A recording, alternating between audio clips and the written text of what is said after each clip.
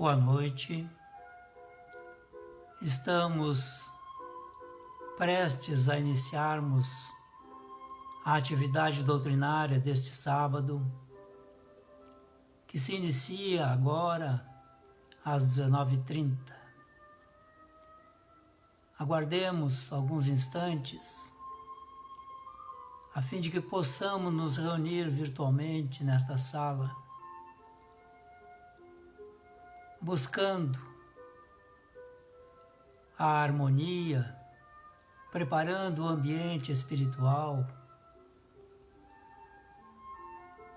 emprestando as nossas melhores vibrações para a sustentação da psicosfera do trabalho, de nossa casa espírita, a fim de que estes benfeitores possam contribuir também conosco, atendendo-nos em nossas necessidades ou atendendo aqueles a quem endereçamos os nossos pensamentos e rogamos em nome deles a assistência dos amigos espirituais.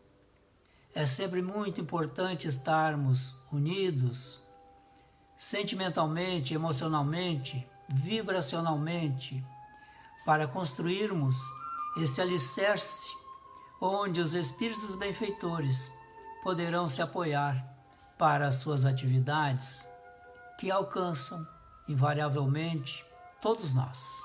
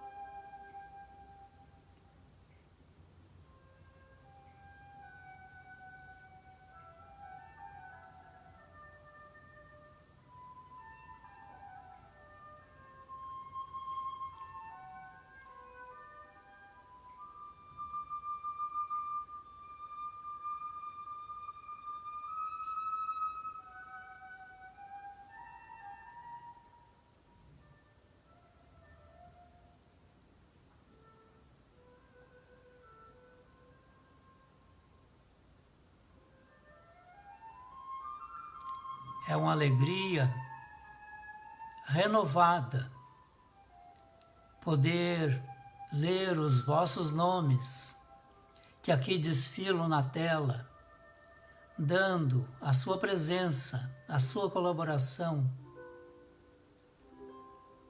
mas sobretudo nesta união, como falei há pouco, estabelecermos um alicerce de vibrações harmônicas, a fim de que os benfeitores possam, em apoiando-se nesse alicerce,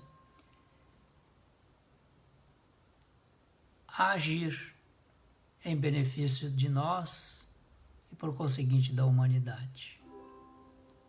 Agradeço a todos que estão participando nesta colaboração, neste trabalho, que vem nos esclarecer, nos vem consolar, mas também vem nos libertar, principalmente das nossas imperfeições, porque aprendemos, de alguma forma, realizar as nossas transformações para melhor, renovando-nos no caminho do bem. São 19h30, vamos iniciar o nosso trabalho e peço a todos que me acompanhem na prece de abertura.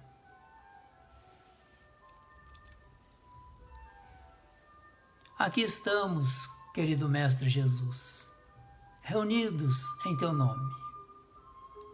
Te buscamos porque temos essa necessidade de Te ter por perto, de Te sentir, de saber que mesmo nas aflições que enfrentamos, aqui ou ali, em intensidades várias, sempre que Te buscamos, Tu nos atende. como nessa hora, nesse momento, em que Tu dá-nos a oportunidade de relacionar-nos vibracionalmente com os benfeitores, que se disponibilizam amorosamente e caridosamente para nos assistir durante esse pequeno período de 30 e poucos minutos. É tão gratificante, mestre amigo, te sentir presente, receber o teu abraço, o teu gesto de acolhimento, a tua mão estendida para nos auxiliar. Iniciamos assim a nossa atividade programada para hoje. Como de hábito, nos encontros presenciais, lá em nossa sede, esse encontro ele é dialogado. Trazemos um assunto, uma pequena introdução e deixamos que os participantes livremente se expressem para dizer daquilo que estão sentindo, daquilo que perceberam, daquilo que entendem ou não entendem, para que façamos essa construção, essa troca de ideias, que sempre é muito salutar quando temos a oportunidade de escutar o nosso próximo, porque ele sempre traz para nós enriquecimentos. São particularidades que compõem o todo. E nessas particularidades, cada um de nós pode fazer isto. Então, aqueles que desejarem comentar, coloquem aqui nos comentários a sua observação. E, sendo possível, atenderemos a todos. Se for perguntas e soubermos encaminhar uma resposta, faremos. Se não, nos comprometemos a pesquisar e responder depois a essa criatura que nos perguntou. O tema de hoje é um tema que talvez nós pouco tenhamos nos indagado nesta atual reencarnação. Qual a lógica da reencarnação? E para isto, nós vamos ler um pequeno diálogo em que Jesus se expressa a respeito da reencarnação e a sua lógica, que é preciso descobri-la. Isso está no capítulo 4. Ninguém poderá ver o reino de Deus se não nascer de novo. E esse item 5 é esse diálogo que falei, registrado por João, que está lá no evangelho dele, no capítulo 3, versículos de 1 a 12. Ora, entre os fariseus havia um homem chamado Nicodemos, senador dos judeus, que veio à noite ter com Jesus e lhe disse: Mestre, sabemos que vieste da parte de Deus para nos instruir como um doutor, porquanto ninguém poderia fazer os milagres que fazes se Deus não estivesse com ele. Jesus respondeu-lhe: em verdade, digo-te, ninguém pode ver o reino de Deus se não nascer de novo. Disse Nicodemos: como pode nascer um homem já velho? Pode tornar a entrar no ventre de sua mãe para nascer segunda vez? Retorquiu-lhe Jesus: em verdade digo-te, se um homem não renasce da água e do Espírito, não pode entrar no reino de Deus. O que é nascido da carne é carne, e o que é nascido do Espírito é Espírito. Não te admires de que eu te haja dito ser preciso que nasças de novo. O Espírito sopra onde quer e ouves a sua voz, mas não sabes de onde vem, nem para onde vai. O mesmo se dá com todo homem que é nascido do Espírito. Responde então Nicodemos: como pode isto fazer-se? Jesus lhe observou: pois que és mestre em Israel e ignoras estas coisas? Digo-te em verdade, que não dizemos senão o que sabemos, e o que não damos testemunho senão do que temos visto. Entretanto, não aceitas o nosso testemunho. Mas, se não credes, quando vos falo das coisas da terra, como me crereis quando vos fale das coisas do céu? Duas situações bem distintas aqui, nesse diálogo com Nicodemos. Uma delas é a visão do Nicodemos, a visão do homem, a visão do homem reencarnado, a visão em que o homem se expressa através do seu corpo, sem dar-se conta que ele é um espírito. E naturalmente que naquela época isto era perfeitamente admissível, dado que o homem desconhecia a sua essência. Jesus veio trazer essa essência para nós e diz: quem não renasce de novo não tem como conhecer o reino dos céus. Aí já está a grande lógica da reencarnação. Todos nós queremos a perfeição. Todos nós queremos a plenitude, todos nós queremos a felicidade. Mas nem todos queremos realizar o sacrifício para alcançarmos essa plenitude, essa felicidade, desenvolver em nós esse reino de Deus. Então é preciso que nós trabalhemos essas questões. Jesus fala que o espírito é criado diferentemente do corpo. O corpo é um componente. O espírito é o ser que administra esse componente chamado corpo. E, portanto, ele deve responder como um instrumento que Deus nos dá às tarefas que precisamos para alcançar esse reino de Deus. E, naturalmente, que vamos entender que esta situação das reencarnações sucessivas vai nos aprimorando. Basta que consultemos a história do homem na Terra para identificar estas mudanças para melhor. Esse aperfeiçoamento sistemático, permanente da humanidade. Como sabemos, a humanidade é composta de homens, o ser humano. E temos aproveitado isto, ultimamente, no sentido de desenvolver a inteligência, que é um atributo do espírito. Essa inteligência que nos faz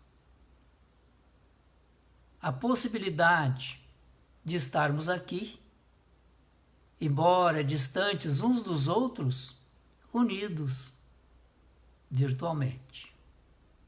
Foi graças à nossa inteligência. Agora, não precisamos ficar ensoberbados com essas criações, porque muito mais ainda poderemos fazer e faremos, sem sombra de dúvidas, porque as nossas reencarnações são de progresso. Progresso espiritual, progresso material também. Nenhum de nós, hoje, pode se comparar àqueles homens primitivos que moravam nas cavernas. A distância é abissal.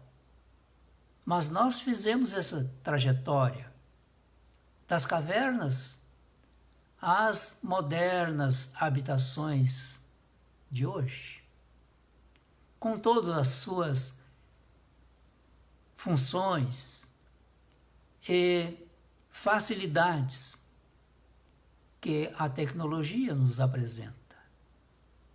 Mas há também uma outra lógica que precisamos entender e que talvez não fique claro para nós. É desse aperfeiçoamento moral. Também nos comparando a seres que na Terra fizeram o seu trabalho como nós mesmos talvez tenhamos feito. A nossa condição moral era incipiente, muito rude. E se compararmos novamente com aqueles primeiros homens que habitaram esse planeta, as nossas aquisições morais cresceram muito. Mas ainda estamos muito aquém para podermos entrar no reino de Deus, no reino dos céus. Mas esse reino dos céus não é um local fora, é dentro de nós. Então, quando Jesus nos diz, vós sois deuses, é porque Ele tem morada em nós. Esse Deus supremo, o Deus justo, infinitamente bom, amoroso, está em nós, porque somos seus filhos, criados à imagem de Deus. Imagem e semelhança como espírito, não como corpo.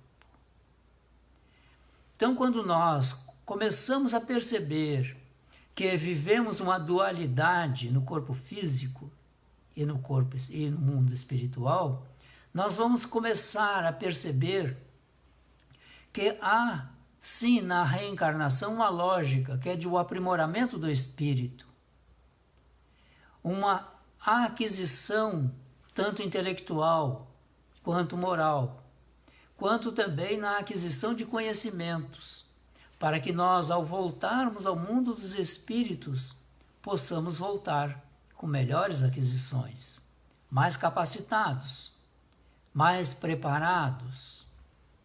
Somente assim nós avançamos.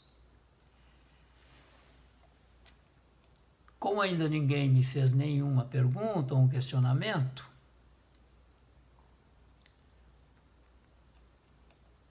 vamos encontrar na doutrina espírita algumas explicações que talvez nos leve a compreender a lógica da sua reencarnação. Porque cada um de nós tem uma lógica. Somos seres individualizados. Não há uma questão geral, a não ser essas que eu falei. O aprimoramento do ser para tornar-se espírito, então, superior, espírito puro, e estar no mundo, no reino de Deus. Mas há as particularidades de cada um de nós. Mas vamos lá. A encarnação não foi imposta ao espírito no princípio, como uma punição. Ela é necessária ao seu desenvolvimento e para a realização das obras de Deus. Veja, a reencarnação é necessária ao seu desenvolvimento do espírito que reencarnou e para a realização das obras de Deus. Deus trabalha ainda? Deus tem obras? Sim, eu sou uma obra de Deus, você que me assiste é uma obra de Deus e precisamos realizá-la. E todos devem resignar-se a ela, a encarnação. Tomem o caminho do bem ou do mal. Não tem problema. Decisão é nossa, tanto quanto assumimos a responsabilidade pela decisão. Só que os que seguem o caminho do bem, avançando mais rapidamente, demoram menos a chegar lá no fim e chegam em condições menos penosas. Assim é que funciona. O aperfeiçoamento do espírito é o fruto do seu próprio trabalho, não podendo em uma única existência corpórea adquirir todas as qualidades morais e intelectuais que devem conduzi-lo ao objetivo. Ele aí chega por uma sucessão de existências, dando a cada uma delas alguns passos adiante no caminho do progresso. Então, cada um de nós vai fazendo esse progresso. Mas o importante é entender que a atual reencarnação é uma bênção divina. Em cada existência corpórea, o espírito deve cumprir uma missão proporcional ao seu desenvolvimento. Qual a sua missão? Quanto mais ela for rude e laboriosa, a encarnação, maior seu mérito em cumpri-la. Cada existência é, assim, uma prova que o aproxima do alvo. O número de suas existências é indeterminado. Depende da vontade do espírito de abreviá-las, trabalhando ativamente em seu aperfeiçoamento moral. Assim como depende da vontade do operário, que tem de realizar um trabalho, abreviar o número de dias para sua execução. Precisamos nos analisar, nesta atual reencarnação, quais as facilidades que eu estou encontrando para eu me construir criatura melhor?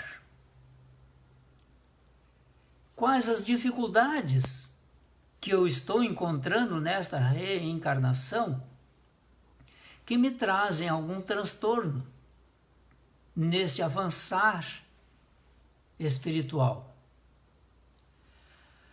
A Nilva. É muito interessante a forma e o tempo que cada um de nós desperta para esse aprendizado. O progresso, para alguns, eu não consigo ver aqui a conclusão dela. Mas esse tempo é ditado por nós. Cada um de nós abrevia ou prolonga. Quais as dificuldades que eu estou enfrentando aqui? Comigo e as minhas relações no seio familiar e no seio social. Para alguns, nós olhando de fora, parece uma reencarnação de bênçãos, porque tudo é alegria naquela criatura ou naquela família. E olhamos para outro e diz, que desgraça, nada dá certo para este aí. Ele trabalha, mas as suas dificuldades são inúmeras. A Aline traz a sua contribuição. Passamos muito tempo distraídos na vida. Achar o propósito da nossa reencarnação é libertador. Perfeitamente.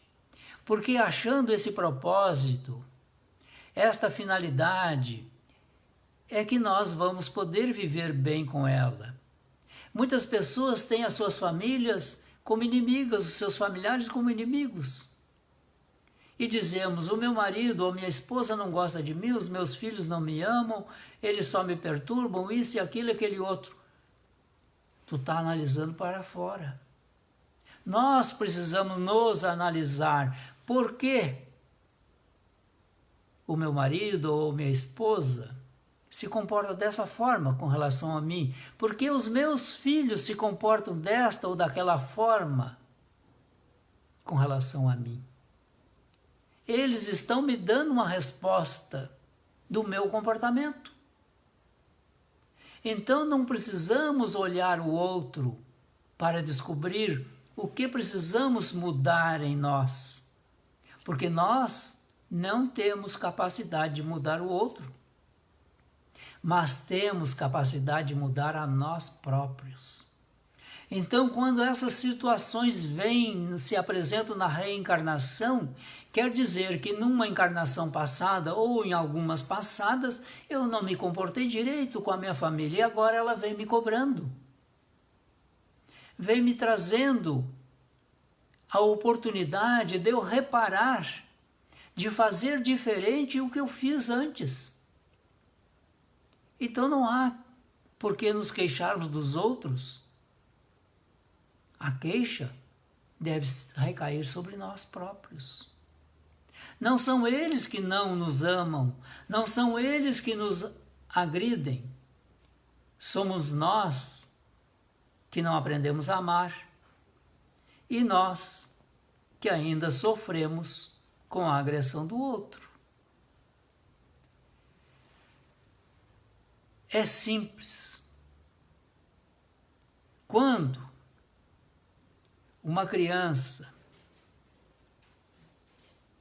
na sua brincadeira, às vezes até estovada, mas uma brincadeira inconsequente de uma criança que não mede os seus gestos, chuta a nossa canela, nós não nos ofendemos. Nós não nos ofendemos com o gesto brusco que a criança fez, mas e se fosse um adulto? Imediatamente nos ofenderíamos e ficaríamos contra aquele que nos chutou a canela. Por que essa diferença? O ser é o mesmo? É um ser humano? Um está na condição de criança, o outro está na condição de adulto. Os dois têm a presença divina nelas. Então, quando as criaturas não se comportam conforme o nosso modelo, o nosso paradigma, nós nos ofendemos. Não foram eles que nos ofenderam, fomos nós que nos ofendemos com a expectativa que fizemos a respeito do outro. Está na hora, meus irmãos e minhas irmãs, de olhar um pouco mais para nós mesmos, para nos avaliar, para nos apreciar, para nos analisar. Porque esta é a lógica da reencarnação, é propiciar a nós o autoconhecimento. Deixemos de lado um pouco essa vontade, esse afã de conhecer o outro e passemos a usar essa energia para nos conhecer. E encontrando em nós algo que não gostamos, façamos a mudança. Porque se identificamos algo que não gostamos em nós, é porque temos capacidade suficiente para mudar para melhor. É esta aquela parábola do fardo e do jugo da lei. Então, não precisamos nos queixar. Basta que nós entendamos esse processo. Esse propósito da reencarnação é preciso ser meditado, pensado. A cada dia, todos os dias, em todos os momentos. Quando nós entendermos que não são os outros que nos ferem, mas somos nós que nos ferimos com o gesto do outro, tudo muda. Porque aí nós começamos a olhar para nós, deixando o outro fazer e se expressar como queira. Não precisamos nos sobrecarregar com fardos alheios. Já basta o nosso. Cuidemos do nosso fardo. Essa reencarnação. E toda vez que alguma dificuldade possa nos ocorrer, vamos agradecer a Deus. Obrigado, Pai, porque Tu estás me colocando à prova. É mais um teste que Tu me deu, para que eu possa, com as ferramentas, o instrumental, a inteligência, o conhecimento que já adquiri, fazer uma mudança, estabelecer uma solução, mesmo que seja parcial, e todas as nossas soluções serão parciais, dado as nossas imperfeições, porque não somos espíritos puros. Erraremos, já erramos, mas também já acertamos e acertaremos também. O erro não é negativo. Pelo contrário, ele é estimulante. Ele deve ser utilizado como estímulo para as mudanças. É preciso entender isto. Quando a dor se apresenta para nós, ela não vem para nos aniquilar. Ela vem para nos chamar a atenção para uma mudança que precisamos realizar. Toda enfermidade, toda a convivência está dentro dessa lógica. Também há aqueles que nos facilitam enormemente a vida, que são habituais na sua assistência a nós, nos amam desveladamente. Esses vêm para que nós tenhamos esse ânimo, essa força, essa energia, essa vontade de vencer, vencer, vencer a cada obstáculo. O mundo não é um mundo de lágrimas, não. Nós é que o construímos assim, dado as nossas percepções negativas da vida. Porque vamos ver que os que choram, os que sofrem, não são a maioria. É minoria. Assim como é minoria aqueles que se dedicam, pelo livre-arbítrio, a fazer o mal. A grande maioria deseja, e mais do que deseja, faz o bem. É importante nós entendermos esse processo. Distanciemo-nos um pouco mais do outro, do que ele faz ou o que ele não faz, do que diz, do que pensa, das suas percepções, das suas convicções, e vamos tratar de nós. Porque tratar de nós, nesse sentido de nos melhorar emocional, sentimental, espiritualmente, é amar-se dentro da lei de Deus. Que Jesus veio nos trazer: ama a Deus sobre todas as coisas, de todo o teu coração, de todo o teu ímpeto. Esse é o primeiro mandamento.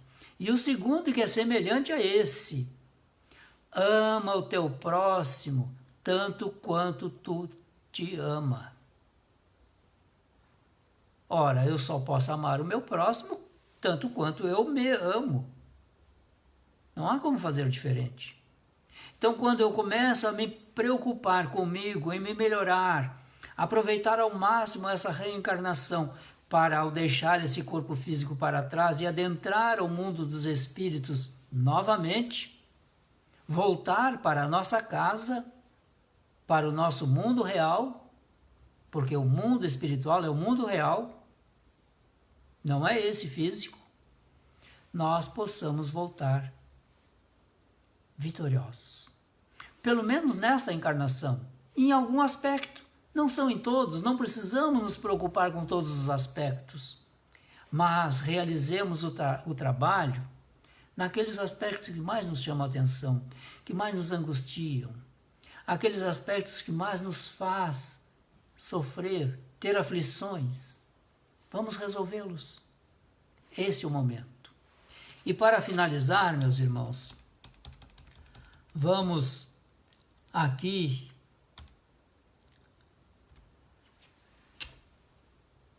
fazer a leitura dessa conclusão para o trabalho de hoje.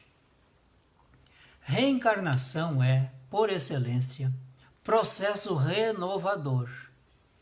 Tudo que se renova adquire experiência que, por sua vez, é processo educacional. Somente a reencarnação, em face aos laços de continuidade espiritual, propiciaria os devidos conhecimentos da história evolutiva da humanidade. A reencarnação é lei de grande nobreza, por permitir, no seu caminhar constante, aquisições de variadas matizes, assambarcando todas as angulações da vida, especificamente as educacionais, sem quaisquer manifestações de privilégios. Não há privilégios. Quando reencarnamos, é como se tivéssemos sido anestesiados. Vejam, hoje é impraticável imaginarmos uma cirurgia no corpo físico sem anestesia. Até mesmo os animais nós aplicamos anestesia. Mas nem sempre foi assim. No passado, o homem era cirurgiado sem anestesia. Vamos perceber que quando reencarnamos, esse corpo físico transforma-se em uma anestesia e apagamos para o passado. Esquecemos o passado. Esse passado que não é de muitas flores, mas de muitos espinhos também. Esquecendo essa situação, nós temos todo o processo para fazer por nós mesmos. Porque não temos esse compromisso com o passado, de alguma coisa que nos chame a atenção. Cuidado, tu errou. Tu tem que reparar aquela situação com esse teu esposo, com essa tua esposa, com esse teu filho. Esquece. Tratemos isso agora. Porque esse esquecimento é essa anestesia que Deus nos dá pela reencarnação. Porque quando desencarnarmos, o efeito anestésico passará. E aí teremos, na nossa lembrança,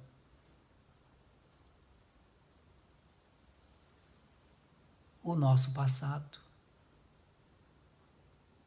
E vamos identificar as ações boas e aquelas que não foram tão boas.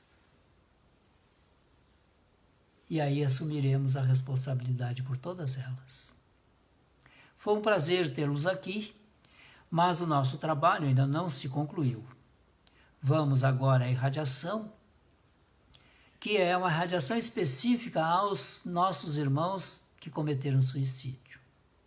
Peço que me acompanhem, porque há muitos suicídios. Vejam que nós, no mundo, no planeta Terra, temos um suicídio a cada 40 segundos. No Brasil, a cada 30 minutos. Nesse período que nós aqui conversamos, um já cometeu suicídio. E há uma tentativa a cada 2 segundos. Então, por isso que nós, todos os sábados, irradiamos, oramos aos nossos irmãos que cometeram suicídio ou que estão pensando. Vivemos, mestre, nesse mundo de tribulação e provas, de experiências bem mal sucedidas, e alguns tomando o corpo físico na reencarnação e perpassando os seus dias e traçando uma linha de perspectiva para o futuro, não encontraram soluções. Afadigados, aflitos, abatidos pela dor, pela solidão, pela miséria humana, e não suportando essas dores, saem da vida, aniquilando o corpo, na vã tentativa de aniquilar aquelas dificuldades. Perdoe-os. Eles não suportaram, mestre. É fácil de compreender.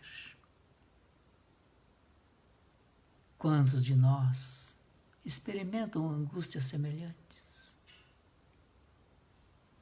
E temos alguns momentos de dizer, eu desisto de tudo. Pois assim aconteceu com eles. Desistiram. Perdoe-os. Porque aqui estamos enlaçando-os em nossos braços, acolhendo-os em vibrações amorosas, junto com esses benfeitores, porque eles carecem desses recursos afetuosos, amorosos, porque aplaca-lhes a consciência. É um pequeno refrigério que oferecemos a eles. Um refrigério que se expressa também pela esperança, porque dias virão em que eles terão que reencarnar novamente. E nesse dia, as nossas vibrações, os nossos melhores sentimentos, as nossas preces deverão acompanhá-los para fortalecê-los ante as provas, ante as expiações. Mas também, mestre, há espíritos que são suicidas contumazes. Reencarnação após reencarnação vem cometendo suicídio. Hoje, eles estão reencarnados. Oramos por eles. Eles precisam de todo o nosso apoio, de toda a nossa atenção, porque do nosso lado, no nosso vizinho, o nosso amigo, o nosso familiar, pode ser um desses potenciais suicidas. E precisamos estar atentos a eles. Dar a atenção necessária. Acolhê-los amorosamente. Mesmo aqueles que mais nos importunam. É preciso dar-lhes atenção, porque é esta atenção que eles estão suplicando. Embora não saibam nos pedir, mas seus gestos, as suas expressões, as suas ideias que são exteriorizadas, nos indicam esse potencial. Ajude-nos a protegê-los, mestre, a dar-lhes um bom encaminhamento, a fim de que eles possam vencerem a si e as circunstâncias.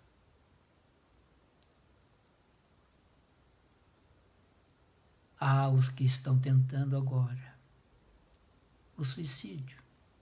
Alguns estão pensando, outros estão planejando e outros estão na tentativa mesmo.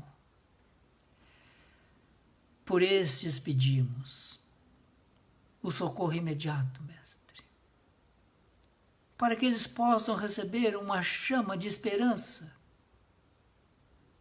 uma pequena fagulha que lhes assinale uma mudança para melhor e que eles possam se apegar a essa esperança.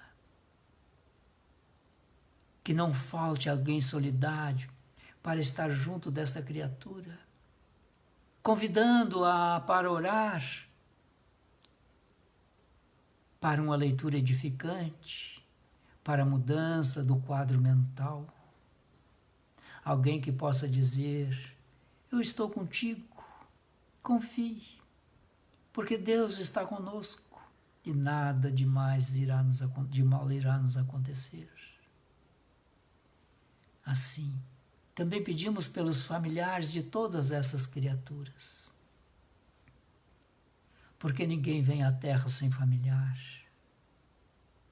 Ninguém aqui vive sem os familiares e sem os amigos, porque somos criaturas gregárias, exercendo a solidariedade. Abençoe a cada um, mestre, mesmo aqueles que estão agora maldicendo o seu ente querido que cometeu suicídio. Ele também está em desespero e não consegue compreender. Perdoe-os. Assim seja. O nosso próximo passo é uma irradiação para o lar, para nós próprios. Vamos novamente agora pensar em nós, pensar no nosso familiar, que pedimos ao benfeitor que está nos visitando, que atenda-nos às nossas necessidades espirituais, que eles possam nos envolver em vibrações dúlcidas, em fluidos amorosos, fraternais, salutares, atendendo a nós, aos nossos familiares que trazemos a nossa lembrança, a outros que alguém nos pediu que orasse por ele. Não importa se estão nesse plano físico ou já voltaram ao plano espiritual, eles receberão igualmente. Se possível, mantenhamos ao longo desta noite as nossas vibrações em altas vibrações, em alto padrão, aproveitando essas energias que estão sendo dispensadas a cada um de nós.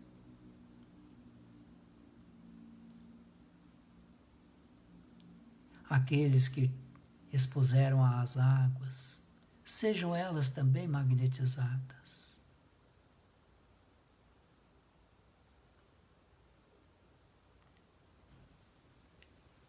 Assim envolvidos por estas energias benfazejas, que nos contemplam as nossas necessidades espirituais, dizemos ao Mestre: obrigado pela tua visita ao nosso lar.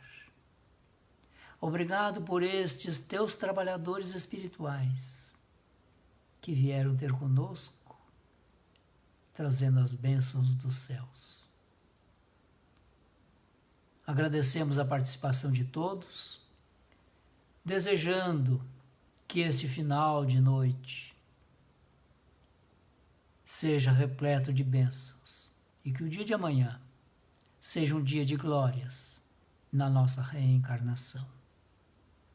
Até lá. Muito obrigado.